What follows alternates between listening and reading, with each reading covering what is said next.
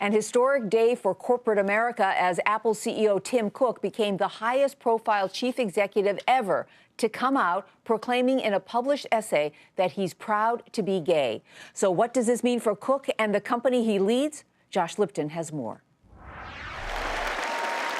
Apple's CEO Tim Cook values his privacy and doesn't typically look to draw attention to himself. Great to see you. But today, Cook made a very personal and public decision. In an op-ed, Cook wrote, "While I have never denied my sexuality, I haven't publicly acknowledged it either until now. So let me be clear, I'm proud to be gay, and I consider being gay among the greatest gifts God has given me." Apple's board of directors applauded Cook's statement, a sign of the confidence they have in Cook as chief executive.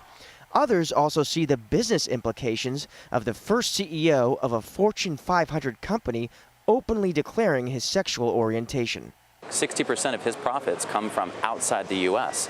78 countries around the world, it's still illegal to be gay, and in a third of those countries, punishable by death. So Singapore 2 days ago just reiterated that they were not going to take away their anti-gay law. So now Tim Cook is openly, visibly out. What's Singapore going to say the next time he comes? It's an open question how the rest of the world does in fact react to Cook's op-ed. Still, whatever the reaction, this was a historic day when the CEO of the world's most valuable company said, publicly and proudly, that he's a gay man. So why make such a statement now? Cook says that he's looking to make a difference. If hearing that the CEO of Apple is gay helps people struggling to come to terms with who they are, then it's worth the trade-off, he says, with his own privacy. Cook's op-ed wasn't a total surprise, though. In fact, just this week, Cook delivered a speech in which he called on his native state of Alabama to do more when it comes to gay rights. As a state, we took too long to take steps toward equality, and once we began, our progress was too slow.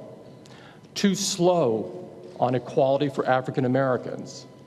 Too slow on interracial marriage, which was only legalized 14 years ago. And still too slow on equality for the LGBT community. Cook writes in his op-ed that he'll continue to fight for equality for all people until, he says, his toes point up. For Nightly Business Report, I'm Josh Lipton in Cupertino, California.